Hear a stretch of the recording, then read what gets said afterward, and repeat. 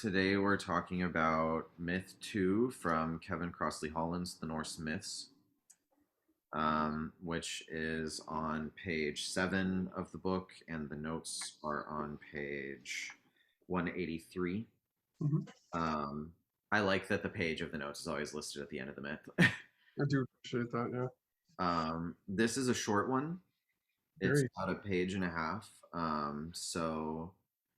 Uh, you always have more thoughts than me. I tend to respond and react to your ideas. So take it away. Sure.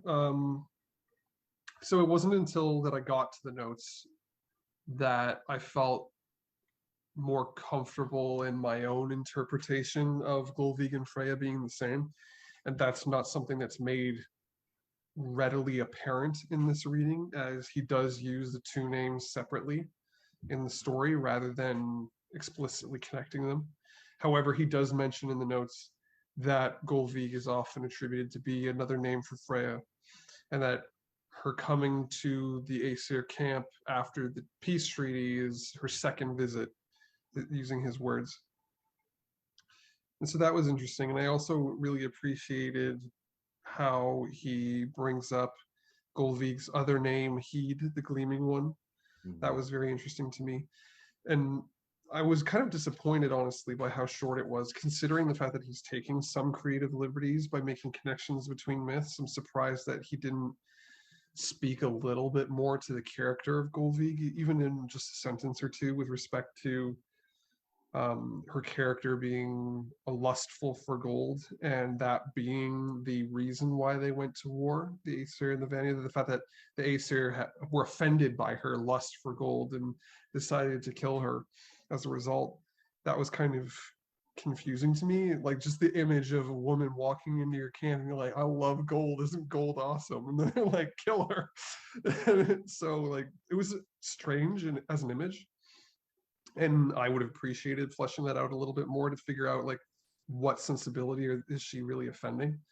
But in reading it and having to come to my own conclusions, I felt very much as like I'm hearing Snorri Sturluson's Christian sensibilities and their offense at her, and they're burning her as a witch.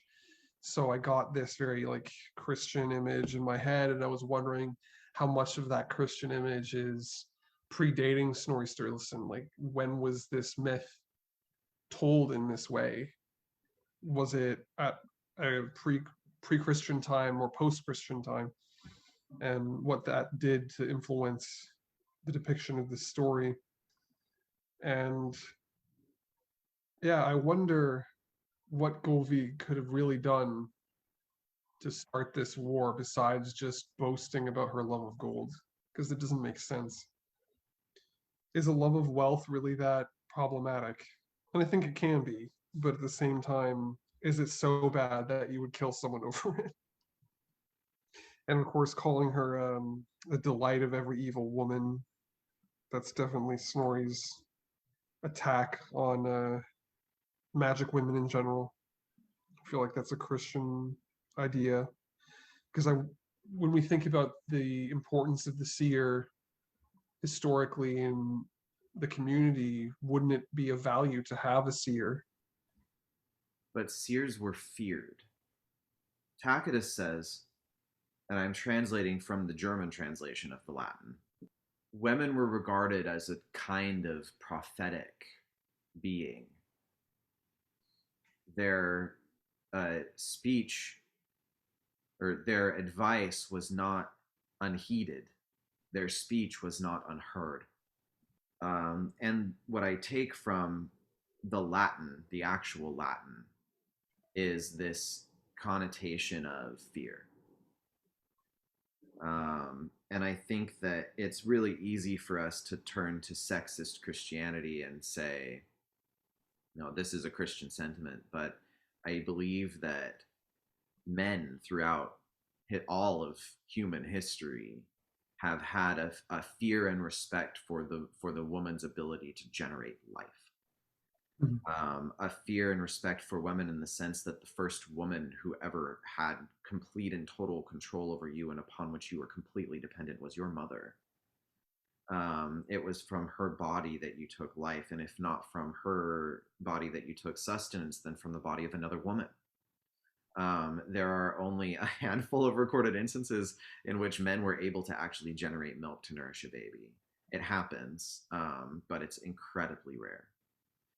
So when I read into it, when I'm responding to your idea that, this was a Christian sentiment, I would be skeptical. I think that it is a universal sentiment that magical women are to be feared and loathed in some ways, especially when they tell you things you don't want to hear. Um, I have a theological reading of this myth and I have a historical reading of this myth. The theological reading for me, in reading these myths, I'm starting to develop this idea that the Aesir are newer gods, like chronologically newer beings, born of the human consciousness, born within the bounds of the planet Earth and this species of apes that live upon it, and that have gained a level of consciousness capable of processing in verbal form, the images of these gods. And the Vanir are rather independent from humanity. They're old, ancient forces born with the planet all those billions of years ago when this cluster of molten rock formed together and the water settled upon it and the moon was formed from the crash of another body into the earth. Hmm. And so the theological reading here is that the Aesir were jealous of this ancient power, that the lust for gold is symbolic of like this love of wealth, right? Was symbolic of the wealth the Vanir had. Um, and that the Aesir had decided, who needs these ancient gods. I'm watching rewatching Avatar: The Last Airbender, and it's kind of like how General or Admiral Zhao decides that killing the moon is the thing to do so that he can defeat the Northern Water Tribe. And Iroh says, no, like the spirits are not to be trifled with, and destroying them will destroy us all. And I read the hubris of the Aesir out of this myth, the hubris of we are the human gods, we are the gods of war and death, human death, right? There are Vanir death gods. There are death gods from that tribe, but the Aesir are kind of, at least Kevin Crossley-Holland explicitly says the Aesir are all gods of war and death, every last one of them. Which is not necessarily true. Like Baldur is definitely not a war and death god.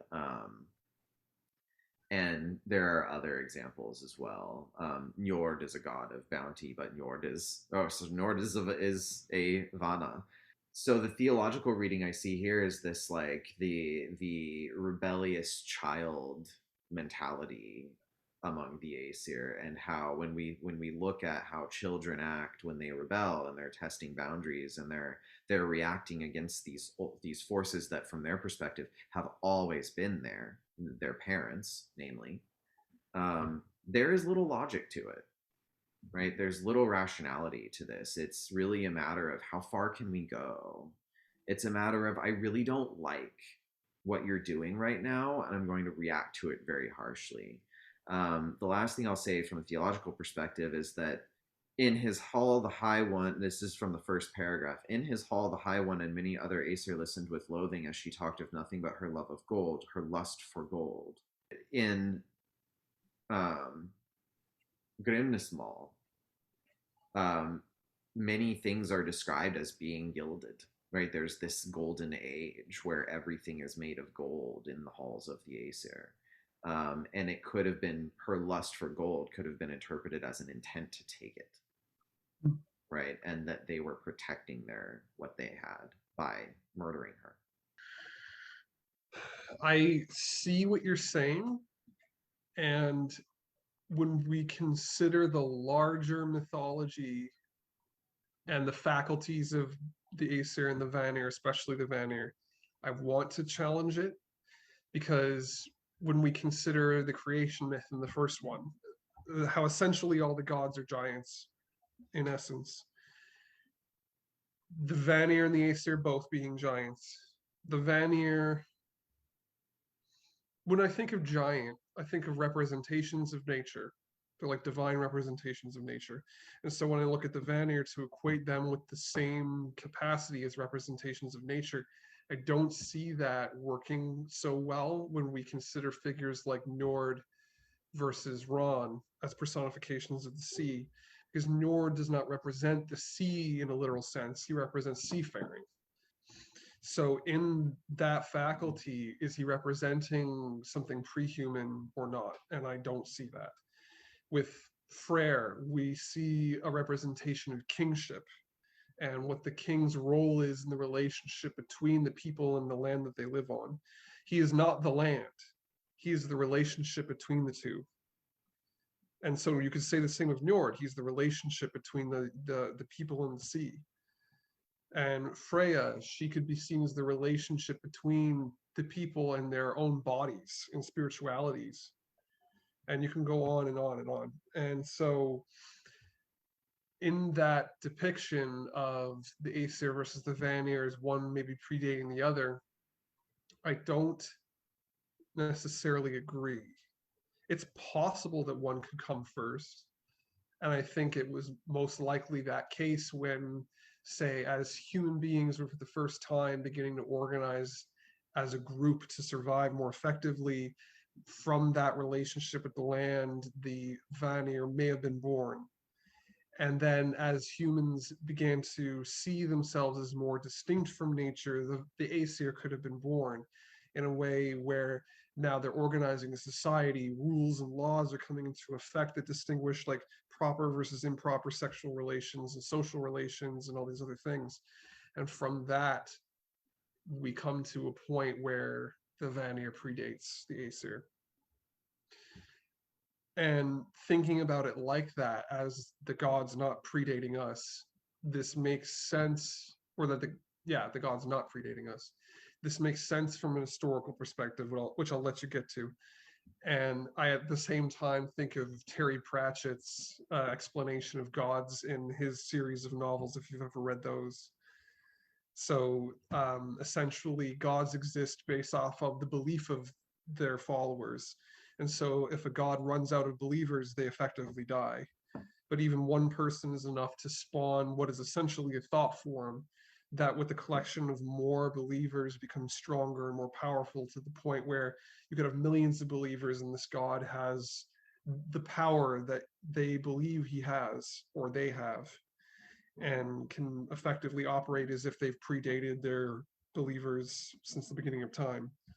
And I think that's an interesting way of looking at this. And I think at the same time, it rewards a pantheistic way of thinking with respect to, like, we can say that heathen gods are real as well as the Hindu gods, as well as the Christian gods, as well as the Jewish gods, etc.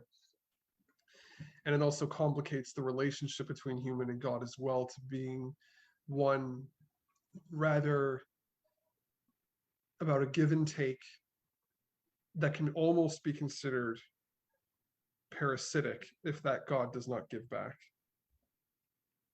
And I think that's an interesting thing that could be a discussion for another time, but it opens some doors that I think are interesting. And I want you to say your piece on the historical interpretation first, because I had some thoughts on that as well. Yeah, we'll get to that. I want to rebut a little bit. Sure. So first, I'll say, as far as Pratchett's idea, it's so full of hubris. I want to reject it out of hand. Um, I think that you and I don't want to speak for you, but I know at this point I think that you and I will agree gods exist independently from our own consciousness. Like they don't need people to believe in them for them to be real. I feel like this is a really Neil Gaiman esque idea of like, well, now the internet is a god and now money is a god. And I'm like, no, it's not. There is, I still receive the newsletter from the Skylands Ossetry Fellowship, which is a focus group. And there was a guest article in the newsletter from May 30th that spoke about science and consumerism as gods that we need to rebel against. And I'd really like to write an anti this article blog post about this, and publish it in our own newsletter. So my rebuttal is, first of all, yes, I think you've reduced my confidence in my view that the Vanir definitely predate the Aesir, that they were born of different forces and different things, and that the Vanir are earth gods and the Aesir are human gods. However, your interpretation of the Vanir as representing relationships, I think, is failing to account for the fact that the stories written about gods and transmitted orally from person to person are human. That this idea of in libation, where lib means book in this etymology, that in the beginning was the word, and the word was God, and the word was with God, does not apply. We don't have divine scripture. We don't have stories placed into the minds of people by gods that were divinely inspired. Like the person whose hand was writing this down, or the person who was transmitting this story, was not, could have been, but is not necessarily and traditionally regarded as absolutely being divinely inspired. Mhm. And that these interpretations of the images of these gods are what have been born of our own consciousness.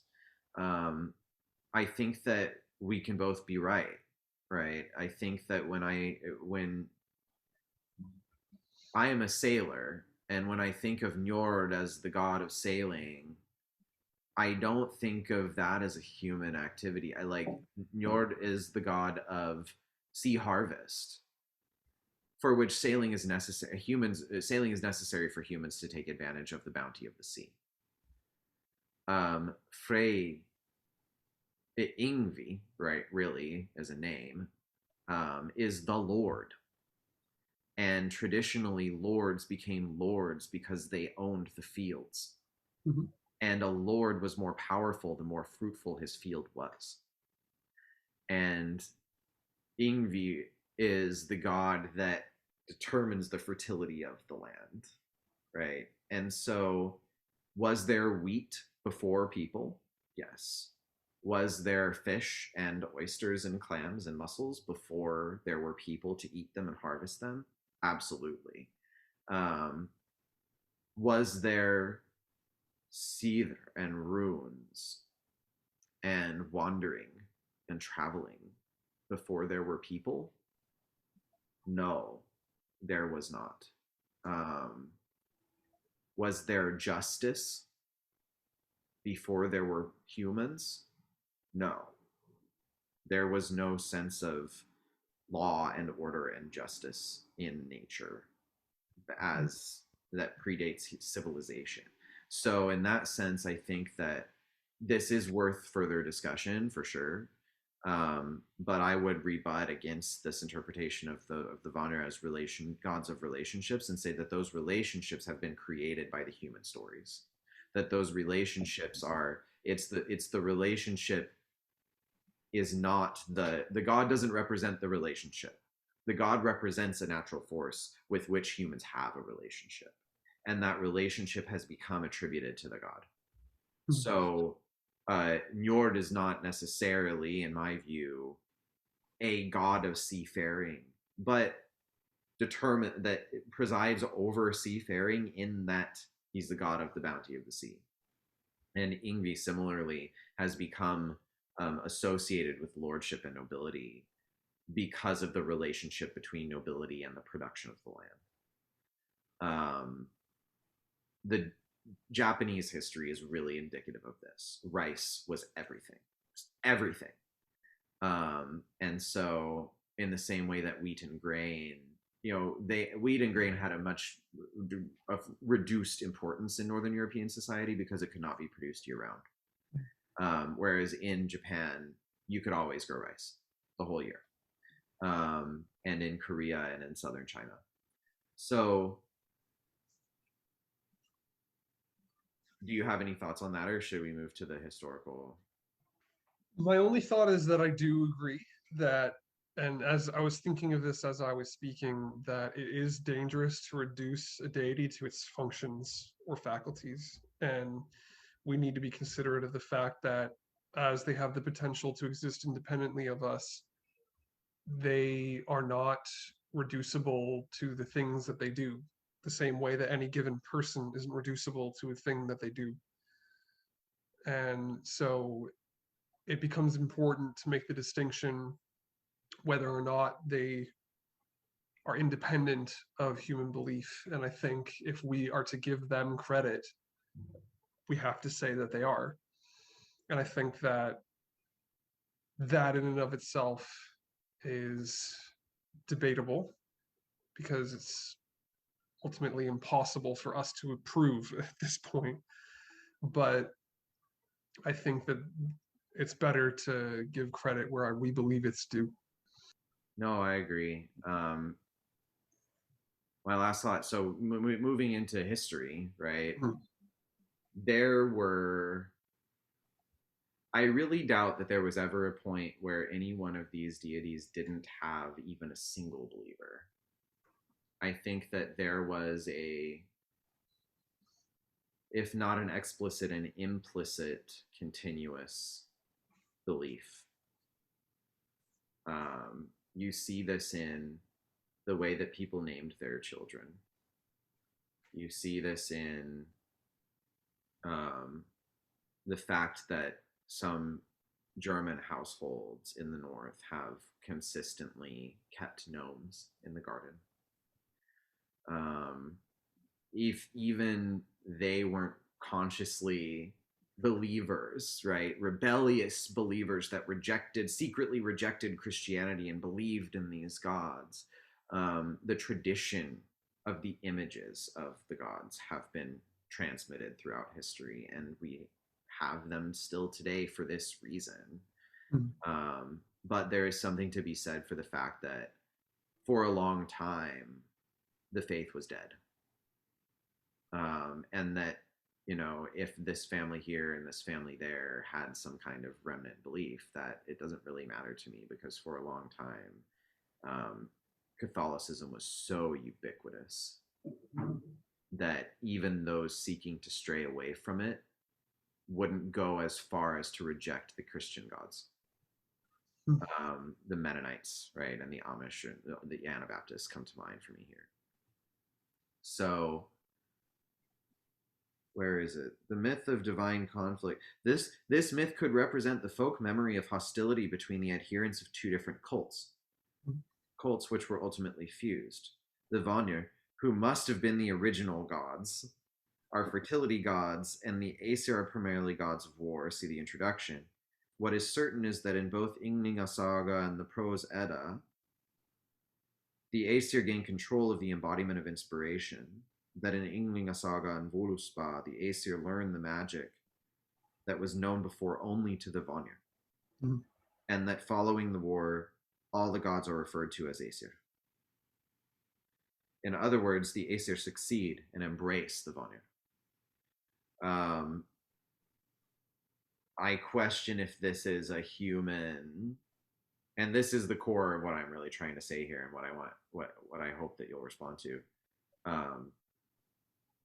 Is the story of this war descriptive of an actual war, an actual conflict between these groups of gods?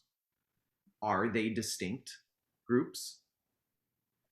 Have they been grouped by the human consciousness into these two tribes based on the fact that the Aesir are more focused on humans and the Vanir are more naturey? Is the distinction real? Was the war real? Or is it just a way that we have fused the deities that we have with the history of human interactions. Well, I remember reading that the the two tribes themselves could have been representations of two different tribal cultures. Like one could have been Indo-European that ended up migrating into or north, and then the other tribe migrating south, and they just meet each other and have a conflict. And so in that case, it would be a representation of an actual war where the two cultures, rather than massacring each other, decided for self-preservation, let's just put the swords down and side together, coexist. And I think that's entirely possible. It would make sense from an historical perspective for two tribes to meet and have a conflict and then decide that the conflict wasn't worth the lives lost. And and I think that's more possible than the reverse, where we just had a plethora of gods and decided one day that they were of different tribes. Just because that distinction doesn't seem necessary. Like if you already have one uniform culture, why divide your pantheon into two distinct ones? Because when we think about the cultures that were inherent to the Aesir and the Vanir, it's made very clearly the relationships that the Vanir had with nature versus the Aesir with nature, where the Aesir preferred to be walled up in settlements, where the Vanir are more just living in their space. How sexual relationships were seen very differently between the two tribes, where incest was not necessarily a problem with royal families with the Vanir, but the Aesir thought like this is a crime, this cannot be allowed to continue. And so we, with these kinds of examples of the distinction between their cultures, we can see maybe a snapshot into the societies that those pantheons represented at one time. And so I think that that's a healthy, well, not necessarily healthy, but an efficient way to look at it for now, especially considering that we lack the historical evidence to prove otherwise. From an anthropological perspective, and you are an anthropologist, so you probably, this is not news to you, but for the sake of the recording, things like infanticide find themselves only tolerated in cultures that developed in extreme climates. The Caucasian people, for lack of a better word, I mean that, well, in the truest sense of the word, appeared in Europe about 40,000 years ago, hailing from the Caucasus Mountains. We know that there were people in northern Sweden and northern Norway and northern Finland from that time. We know that there were Bretons on England from that time. We know that the people that came from the inner continent, from Eurasia, clashed with, and has nothing to do with the myth, clashed with the Neolithic peoples that were there and are now extinct, or have rather been folded into the genome, to the gene pool of these of these Caucasians. The North Sea peoples departed for England about the time for Britannia, about the time that the climate warmed by 1 degree Celsius on average, and grapes could then be grown as far north as this one latitude in Britain. I'm not sure exactly which one. And that was the motivation for the movement of these people. So, and that was as recently as, this 400, the 400s is when the North Sea people started to go over to Britannia. The Romans were no longer there to ward them off. They were departing to deal with, the collapse of the empire. So using that as like a temporal boundary, before then, we can comfortably say that growing things was fucking hard for the people that lived in Scandinavia and lived in these northern climates. And so when you're saying things like incest wasn't such a big deal for the Vanir, but it was very big deal for the Aesir. It's like, duh, like in cultures that have lots and lots of people and that have bounty, they have the luxury of saying, if a weird kid is born, the society can take care of it. Yeah. The society can support genetic abnormalities. It can Hmm. support people that were born with Down syndrome, born on the spectrum, born with these disorders that would have been death sentences Yeah. for And normal there's people. also historical precedent for that, as well as the care for disabled elders. Exactly. Whereas we can be relatively certain that the Norwegians and the Swedes, They had no and resources for it. even the Northern Danes, would have participated in infanticide, and would have been very aware that incest, that marriage between cousins, even was not a good idea. They couldn't risk it. Hmm. Even though most children born of even sibling relationships are normal, um, the prolonged practice of that leads to a lot of really fucked up things, Yeah. as we can see in like hemophilia and like European nobilities. Habsburg jaw, yeah. Yeah. So I think that there's a lot of truth to what you're saying, and that so my question still stands though: did the gods actually war with each other, or is this a story, a human representation of a human conflict through the lens of gods? I think of as above, so below, and vice versa. And I think of how what happens here can be a reflection of what happens where they are.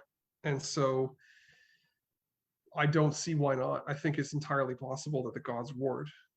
Yeah. And I think whether the human war is what spurred the god war, or whether the god war is what spurred the human war, we can't say for certain. We'll never know for sure. It's impossible to say. But I think it's entirely possible that that correlation happens. And I think that we can take real world events and find in them some spiritual insight as to what's happening in the other world as well as within the human psyche. And I think that in that we can come to some loose conclusions about like Jungian psychology with respect to how we're interpreting that connection in some psychic sense. And I think that in itself requires its own discussion that we do not have time for. But I think that there's something there worth discussing that could potentially result in like maybe.